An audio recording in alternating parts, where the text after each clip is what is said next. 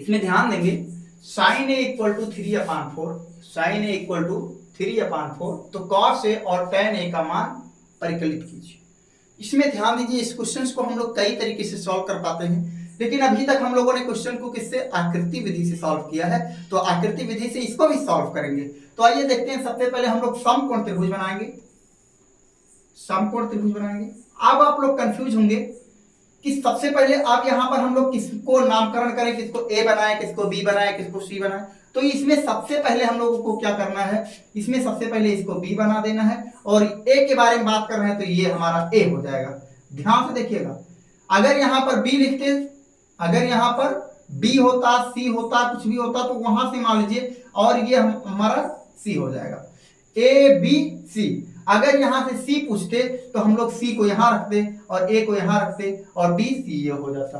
ठीक है, तो अब यहां से ध्यान देंगे कि साइन ए इक्वल टू क्या हो गया, 3/4 विदित है हम लोग को, तो कॉस ए और टेन ए का मान परिकलित कीजिए। तो अब यहां से ध्यान देंगे कि साइन ए बराबर क्या हो गया, ये हमारा क्या है, ये लंब है, ये क्या है, आधार है, और ये कर रहा है।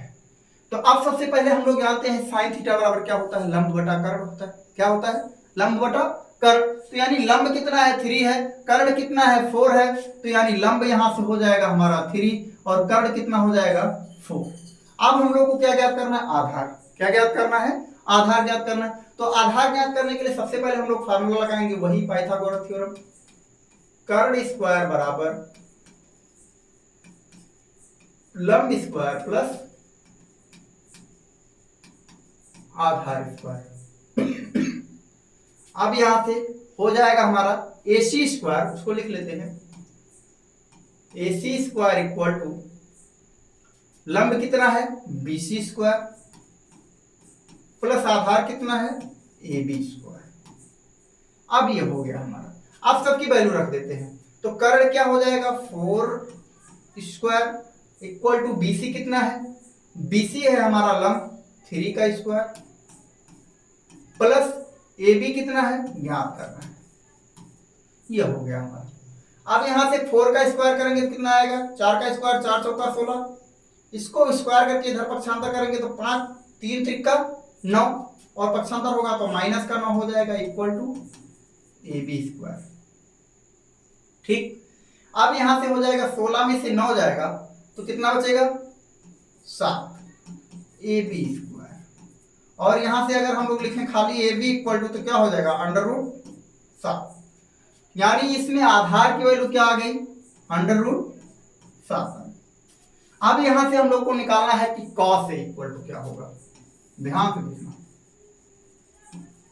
cos A इक्वल टू, तो cos A इक्वल टू क्या होता है, आधार बटा कर्ण होता है, आधार बटा कर्ण। तो आधार कितना है, cos A इक्वल टू यहां से लिख देते हैं ऐसे, आधार बटा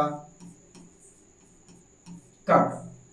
तो आधार बटा कर्ण, तो आधार कितना आया, √7 आया, और कर्ण कितना आया, 4 आया।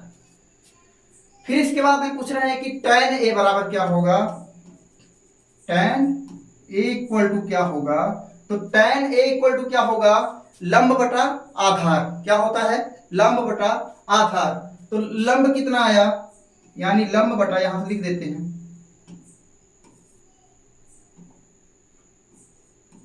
लंब बटा आधार। तो लंब कितना आएगा, 3 आएगा, और आधार कितना आएगा, √7 आएगा, करड़ी का 7 आएगा। तो ये हमारा आंसर हो गया, इस क्वेश्चन का आंसर ये हो गया। इस तरीके से हम लोग इस क्वेश्चन को सॉल्व